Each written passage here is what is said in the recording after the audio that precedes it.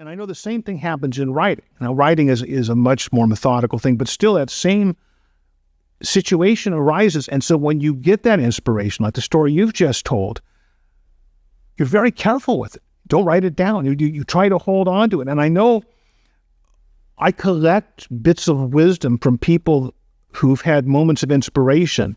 And here's a great story. This came to me from John Handy, who was a saxophonist who early in his career worked with the great jazz bassist and composer Charles Mingus. Okay.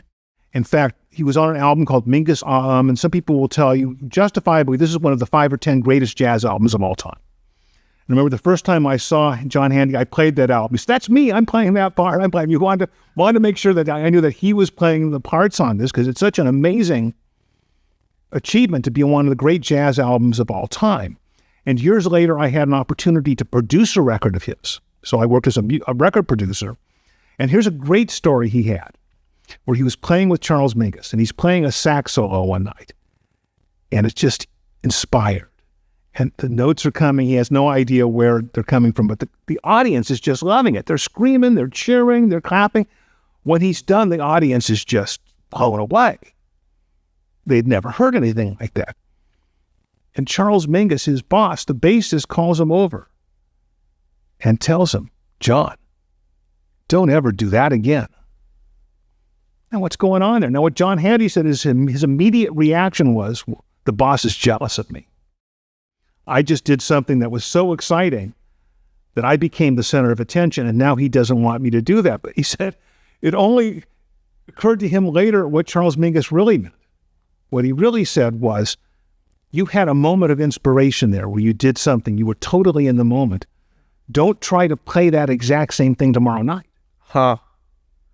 Now I see what you're saying. You got this idea, and now tomorrow night, instead of being fresh and open to the experience, and in the moment again, you're going to try to recreate what you did 24 hours ago, or a week ago, or a month ago, or a year ago.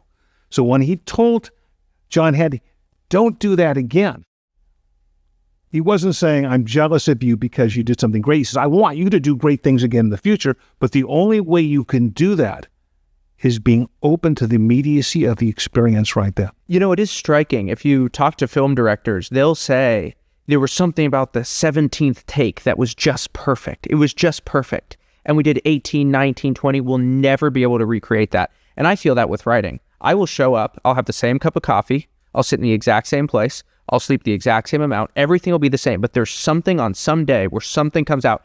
And then I will look at that piece of writing and I will say, I don't really feel like I made that.